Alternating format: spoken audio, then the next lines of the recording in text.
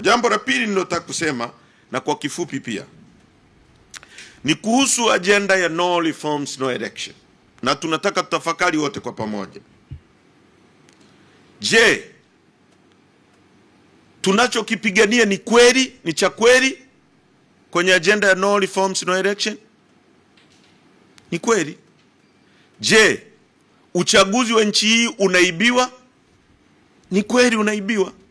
Je, kwenye uchaguzi wa nchi hii watu wanauawa, ikiwemo uchaguzi wa serikali za mitaa ambako mwaka jana ameuawa watu wawili, ameuawa Tunduma, ameuawa na Manyoni nyumbani kwake. Mgombea wa Chadema amepigwa risasi na polisi na mpaka sasa hakuna aliyewajibishwa.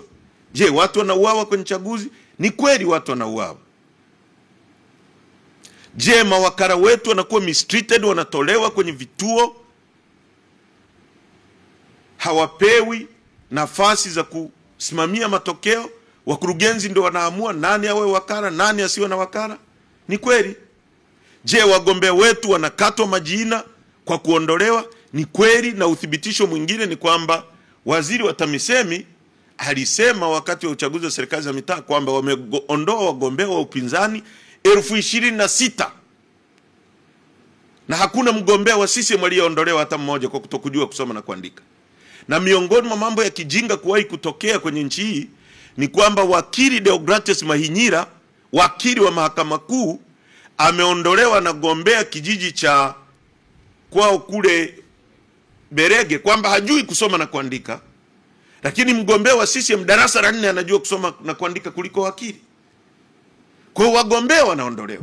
Haya tunayoyapigia ukweli kelele ni ya kweli, ni ya kweli. Yapo yamefanyika kwenye chaguzi 3 mfululizo baada ya kuwa Rais Samia ametuahidi kwamba hatarudia iliyokuwa imefanyika, akarudia kwenye utawala wake.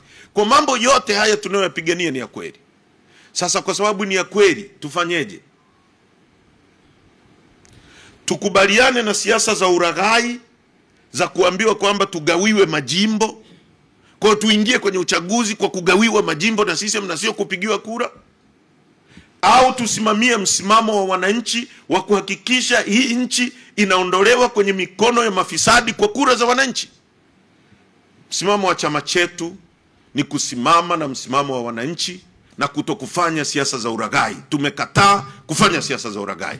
Kwa nilitaka muwafikishie Watanzania huo ujumbe kwamba Chadema sio chama cha kufanya siasa za janja janja, siasa za uongo, siasa za uraghai.